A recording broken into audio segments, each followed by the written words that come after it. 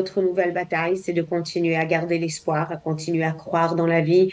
Vous savez, un groupe terroriste, son but, ce n'est pas seulement de tuer les gens, mais c'est tuer l'espoir des gens, l'espoir d'avoir un meilleur futur, une meilleure vie. Et le Hamas m'a pris beaucoup de choses le 7 octobre. Et ma nouvelle bataille, c'est de ne pas le laisser gagner encore, de ne pas le laisser me prendre plus de choses que ça. Donc, garder cette joie de vie, cet espoir de vie. Nous avons le plaisir d'accueillir Laura Blachman-Kadar, rescapée on va dire par miracle, de la tuerie de Nova le 7 octobre. On avait eu le plaisir de la voir sur Studio Qualita juste après ces terribles événements où elle avait témoigné à chaud avec beaucoup d'émotions. On la retrouve, elle vient de sortir un livre, Croire en la vie, publié aux éditions Lafon, et depuis elle n'a de cesse de se balader dans la France entière, que dis-je, dans l'Europe entière, pour apporter son témoignage et pour qu'on n'oublie pas les otages. Laura Blachman-Kadar, bonjour et bienvenue. Bonjour Cathy, comment allez-vous? Je vais bien, je suis toujours émue de vous entendre, de vous voir, parce que on a l'impression de voir une miraculée, quelqu'un de spécial qui a été sorti de ce cauchemar par miracle. Est-ce que c'est comme ça que vous vous sentez? Je ne sais pas si je me sens comme ça, mais il n'y a aucun doute que notre histoire est très, très spéciale et on a eu beaucoup de chance de réussir à rentrer à la maison ce jour-là. Mhm. Alors, juste pour ceux qui ne connaissent pas encore votre histoire, il y en a. Vous êtes resté 6 heures bloqué dans une caravane pendant qu'un massacre se passait au dehors. Oui, on était cachés 7 amis pendant 6 heures dans une caravane, pendant qu'on entend tout le massacre qui se passe en dehors de la caravane. Puis pendant plusieurs heures, les terroristes qui ont tiré sur notre caravane, qui ont essayé de nous prendre otages et en fin de compte essayé de nous brûler vivants. Mais rien n'a réussi, on a eu beaucoup de chance et on a survécu tout ça. Pourquoi vous avez écrit un livre? C'était un besoin vital? Vous aviez besoin de matérialiser tout ce que vous aviez vécu? J'ai écrit un livre à cause de la réaction du monde.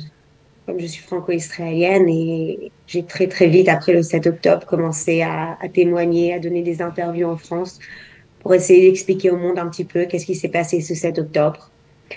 Mais on voit la façon que le monde réagit, que la France réagit, les Français réagissent. Quand j'entends mon pays être accusé d'être un pays apartheid, pourtant moi j'habite à Ramleh, dans une ville mixte avec des voisins musulmans. Quand on dit que le Nova était une rave party, que quelques juifs sont partis danser à côté de la frontière, pourtant que c'était un festival de musique, que personne ne vous demande votre religion à l'entrée, on danse sur cette piste de danse, des juifs, des chrétiens, des musulmans, des druzes, des bédouins. Donc j'ai voulu, premièrement, immortaliser mes amis qui ont été assassinés, avoir le grand honneur d'écrire leur nom quelque part, pour quelque chose qui reste après nous, premièrement. Deuxièmement, pour expliquer mon pays, expliquer ce festival, expliquer un petit peu le 7 octobre. Alors, ce festival, justement, ça vous tient à cœur et puis vous le connaissez bien parce que vous êtes productrice de musique, coordinatrice de l'Unity Festival. C'était un festival qui se tenait juste à côté du grand festival Nova. Donc, vous connaissez ces ambiances, vous connaissez ces gens. En général, c'est des lieux où on n'arrive pas comme ça par hasard. C'est des connaisseurs qui viennent. Oui, alors premièrement, le Unity Festival et le Nova Festival, en fait, étaient au même endroit exactement. Notre festival a commencé le jeudi jusqu'à vendredi après-midi. Vendredi à 4 heures, on coupe la musique et les producteurs du Nova arrivent après et changent un peu les couleurs des décorations. Et le Nova commence au même endroit exactement. C'est pour ça, en fait, que nous, on était là-bas avec notre caravane, car mon mari et moi font partie des producteurs du Unity Festival, comme vous l'avez dit. Ce sont des grands festivals de musique. Le Unity existe déjà pendant 10 ans en Israël. On fait 3 à 5 festivals par an de 2000 à 10 000 personnes. Le Nova existe 4 5 ans en Israël et fait plus ou moins le même genre de festival que nous. C'est important d'expliquer. Je sais que beaucoup de gens ont demandé pourquoi un festival dans le sud, pourquoi à côté d'une frontière. Donc, c'est des choses qui sont très importantes pour moi à expliquer, que vous savez, en Israël, sauf si on fait un festival au bord de la plage, on sera toujours à côté d'une frontière. Le pays est construit comme ça. Que cet endroit où le festival était fait partie du pays d'Israël. C'est un endroit où il y a des habitants, il y a des kibboutz, il y a des villes. Donc, on a tout droit à danser dans notre pays.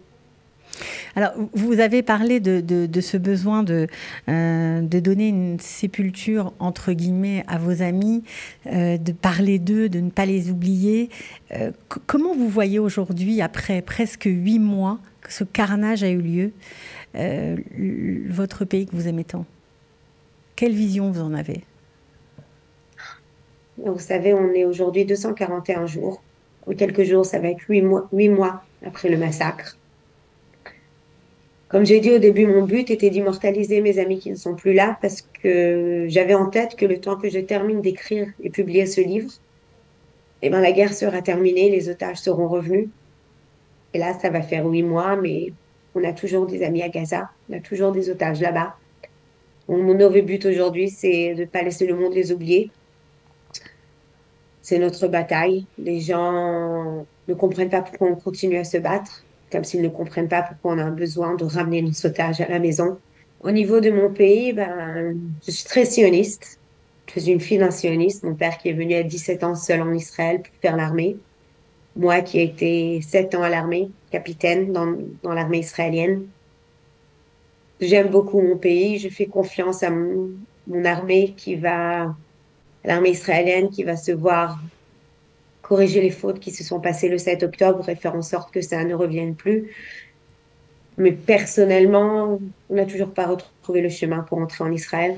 Vous n'arrivez pas à revenir? Non.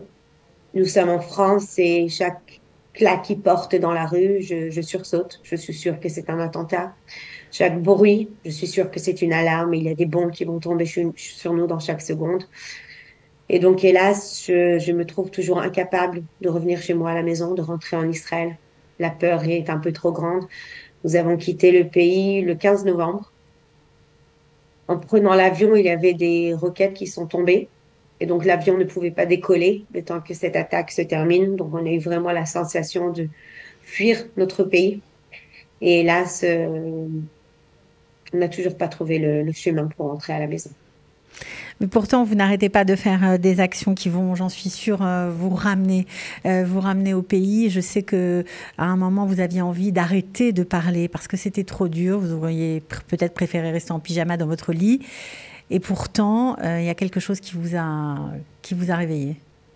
Vous savez, je crois que vous pouvez voir sur moi, je suis après une nuit blanche. Les jours et les nuits sont très difficiles. Et chaque jour, ça devient de plus en plus difficile. Chaque jour qui passe, 241 jours, et chaque jour est plus dur que le jour d'avant. Et c'est vrai qu'à certains moments, j'aurais préféré rester dans mon lit à pleurer et ne pas avoir à en parler. Mais mes amis qui sont toujours dans les tunnels de Gaza n'ont pas le choix. Et ils n'ont pas de voix. Ils ne peuvent pas parler. Et donc, j'ai la sensation que je n'ai pas le choix non plus. Si eux ne peuvent pas parler, donc moi, je suis obligée de continuer à parler d'eux. Il y a une grande dissonance entre le fait que j'ai peur de chaque bruit dans la rue et on ne dort pas les nuits. Et de l'autre côté, je peux me lever le matin et faire des interviews et monter sur scène devant 400 personnes et parler. Et j'ai la sensation que je suis obligée de le faire. Je ne peux pas m'arrêter tant que les otages sont là-bas. C'est notre rôle de continuer de parler d'eux. Alors, vous avez titré votre livre Croire en la vie. Quand on le lit, par le récit bien sûr minutieux, chronologique, j'aimerais dire, de tout ce qui vous est arrivé ce jour-là, il y a beaucoup d'espoir. C'est mon but. C'est ma nouvelle bataille, croire en la vie. C'est pas quelque chose qui vient facilement. C'est quelque chose que il y a des matins qu'on se lève et on se demande pourquoi on s'est réveillé. Mais notre nouvelle bataille, c'est de continuer à garder l'espoir, à continuer à croire dans la vie. Vous savez, un groupe terroriste, son but, ce n'est pas seulement de tuer les gens, mais c'est tuer l'espoir des gens, l'espoir d'avoir un meilleur futur, une meilleure vie. Et le Hamas m'a pris beaucoup de choses le 7 octobre. Et ma nouvelle bataille, c'est de ne pas le laisser gagner encore, de ne pas le laisser me prendre plus de choses que ça. Donc, garder cette joie de vie, cet espoir de vie. Vous avez été en contact avec des veuves qui ont perdu, bien sûr, leurs proches, leur mari, leur fiancé pendant ce festival, qui, quand on vous entend, j'imagine que ça doit, elles aussi, leur donner de la force. Est-ce que les gens vous recherchent pour ça aussi? Vous savez, beaucoup de mes amis ont perdu l'amour de leur vie. quand on a fait tellement d'enterrements depuis le 7 octobre. Au début, quand j'ai écrit le livre, j'avais la sensation que mon histoire n'est pas assez importante. J'ai eu la chance de rester vivante, de rentrer à la maison avec mon mari, pendant que tellement de gens ont perdu l'amour de leur vie, ont perdu leurs enfants, ont perdu leurs parents. Mais j'ai compris que, un peu comme après la Shoah, chaque histoire est importante. Chacun doit raconter son histoire pour notre peuple et pour le monde qui savent ce qui nous est arrivé. Quand je monte sur scène et quand je fais des actions et je reçois des retours par, même si c'est des familles d'otages qui m'ont remercié pour ce que j'ai fait à Cannes, si c'est des parents qui ont perdu leurs enfants et qui ont lu mon livre ou qui arrivent à mes conférences et me disent merci pour ce que j'ai fait, ça me donne de la force de continuer, de comprendre que je fais quelque chose qui est important. Il y a des moments que je me sens moi-même tellement faible que c'est dur à imaginer que je suis capable de donner des forces à Ouais. d'autres personnes. Mais je le vois, j'en les vois dans mes conférences, je vois la réaction des gens qui viennent me voir après mes conférences ou après avoir lu mon livre pour me remercier de leur donner de la force à Ah, continuer. justement, vous parliez de Cannes. Peut-être que certains n'ont pas encore vu votre photo, hein, qui s'est quand même étalée dans de nombreux médias avec cette robe jaune et la photo des otages. Comment ce projet est né, l'envie ou l'idée d'aller sur les marches du festival pour, voilà, dans ce lieu où le monde entier était tourné, mettre le focus sur nos otages? Eh ben, comme vous avez dit, ça va faire quelques mois que je fais une tournée dans toute l'Europe et je viens et je parle là où je peux seulement.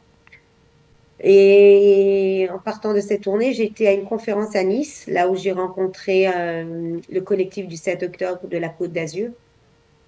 Et en fait, c'est le collectif qui a eu l'idée, qui m'a demandé si je veux faire quelque chose avec eux au Festival de Cannes. Bien sûr que j'ai automatiquement accepté. J'accepte toute option, chaque acte qui peut faire parler des otages. Et on a eu beaucoup d'aide, de gens qui ont aidé à créer cette robe, 3, 4 jours. Euh, Une des choses qui était très importante pour moi, c'était que sur cette robe, en devant, il y aurait des photos de mes amis, Elkana Bourbout et Elia Cohen, qui sont otages à Gaza. Et j'ai eu la chance de réussir à recevoir des places pour le festival. Des gens qui préfèrent rester anonymes, mais m'ont aidé à recevoir des places pour arriver au festival de Cannes. Ça a été très stressant pour moi, car on ne savait pas jusqu'à la dernière minute si, comme on n'est pas supposé faire des actes politiques, et pour eux c'est un acte politique au festival de Cannes, donc on ne savait pas si on va nous laisser entrer ou pas, si la sécurité va nous empêcher. Et tout s'est fait très très vite. Nous sommes arrivés au festival de Cannes et on s'est fait arrêter par la sécurité au début. Mais il faut dire que le festival aurait pu nous empêcher. Ils ont décidé de nous laisser rentrer avec cette robe, entourée de sécurité. Ils avaient très peur que je fasse des provocations de plus. Mais ils nous ont laissé rentrer, ils nous ont laissé quelques secondes sur les escaliers. J'ai été très fière de le faire, très fière de pouvoir faire parler de mes amis otages au festival, dans un endroit où nous ne sommes pas assez représentés, où cette année il y a très peu de films israéliens. J'ai été très fière et très honorée de pouvoir mettre cette robe et marcher sur ces marches et faire parler le monde. Et c'est vrai que ça a eu ça a été vu en Israël, aux États-Unis, en France, je sais dans beaucoup d'endroits dans le monde, cette robe a été parlée. Vous savez, à la fin, pour moi, ce n'est pas moi sur ces marches, c'est la robe, c'est les photos, c'est ce que ça veut dire. C'est ce qui me donne la force de le faire parce que je pense que si ça aurait été pour moi, ce n'aurait pas quelque chose que j'aurais pu été capable de le faire. J'ai été capable de le faire à cause de la cause, à ce que ça veut dire pour le monde, pour les gens. Et c'est vrai que recevoir après ce festival des messages des familles des otages qui m'ont remercié pour ce que j'ai fait, pour moi, ça valait tout. Alors, vous parlez bien sûr de ces conférences que vous donnez à travers le monde, vous parlez bien sûr de ce à quoi vous avez échappé, mais vous en profitez aussi pour donner l'ambiance d'Israël, la vie, raconter la vie en Israël dans les kibbutzim frontaliers que vous connaissez aussi. Ça a quoi comme écho quand vous racontez cette vie que les gens qui ne connaissent pas Israël n'imaginent pas du tout?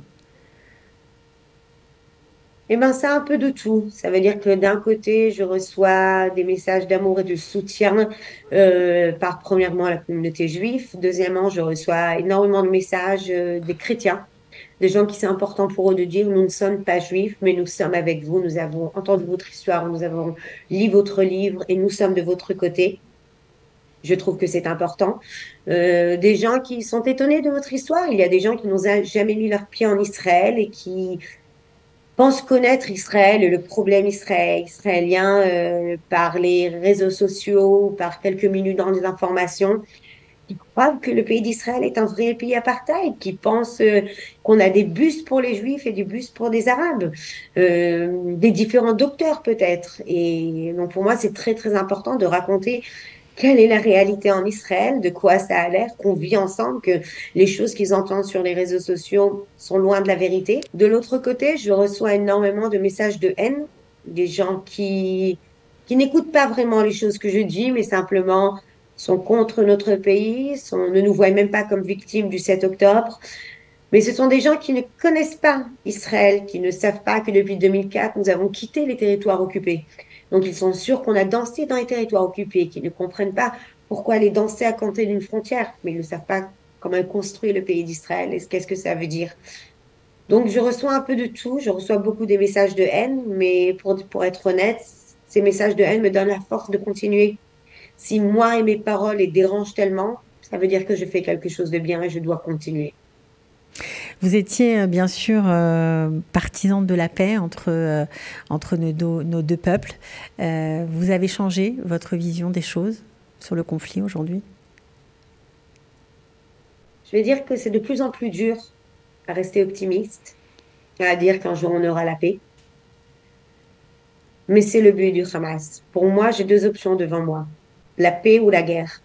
Et je ne veux pas vivre ce qu'il reste de ma vie en pensant qu'il y aura la guerre pour toujours et des bombes pour toujours. Vous savez, mon anniversaire, c'est le 9 octobre. Vous imaginez que je ne l'ai pas fêté cette année, mais ce qu'on devait faire pour mon anniversaire, on devait partir un week-end en Égypte. On n'est peut-être pas les meilleurs amis avec l'Égypte, mais on a la paix. On peut prendre notre voiture, sortir d'Israël, partir en Égypte et revenir. C'est des choses qui se font. Et donc, j'insiste à dire qu'un jour, je ne sais pas combien de temps ça prendra, et ça prendra longtemps, mais un jour, on sera capable d'être voisins. Parce que le pays d'Israël ne part nulle part. On est là pour rester, c'est notre pays et on restera là-bas. Et les milliers de Palestiniens qui habitent à côté de nous resteront là-bas aussi. Donc, à un moment ou à un autre, on apprendra à être voisins. On n'a pas besoin d'être amis, on doit être voisins. Vous savez, aujourd'hui en France, je peux prendre ma voiture, sortir de la France, partir en Allemagne, en Angleterre. Il y a la paix partout en Europe. Pourtant, pendant des centaines d'années, il y a eu la guerre, il y a eu beaucoup de sang qui a coulé en Europe avant qu'on puisse avoir cette paix. Et il faut se souvenir qu'on ne fait la paix qu'avec nos ennemis, pas avec nos amis. Et c'est vrai que c'est de plus en plus dur quand on voit les otages comme Yachem qui revient et qui disent qu'ils ont été tenus par des familles complètement normales. Donc c'est dur à l'imaginer, c'est dur à tenir toujours ces idées qu'un jour ça ira mieux. Mais pour moi, c'est laisser le Hamas gagner. Le Hamas veut nous faire croire qu'on doit se détester pour toujours et qu'on ne pourra pas vivre les uns à côté des autres. Après, bon, moi, je ne suis pas une femme politique, donc je n'ai sûrement pas les solutions. Je ne cherche pas à être une femme politique. Mais je suis une femme normale, simple, qui veut travailler, élever des enfants et peut-être aller danser le week-end. Et je sais que de l'autre côté dans la frontière, ils ne sont pas tous extrémistes. Il y a aussi des gens normaux qui veulent simplement vivre leur vie. Et je veux croire qu'un jour on y arrivera. Je suis obligée de continuer à tenir cet espoir. Je ne veux pas vivre ce qui reste de ma vie dans l'obscurité. Laura, merci beaucoup pour ce témoignage. On vous souhaite le meilleur. On vous souhaite de pouvoir aller mieux pour revenir vivre ici, dans ce pays que vous aimez tant, voilà, que vous avez défendu longtemps. On vous souhaite vraiment le meilleur. Merci beaucoup.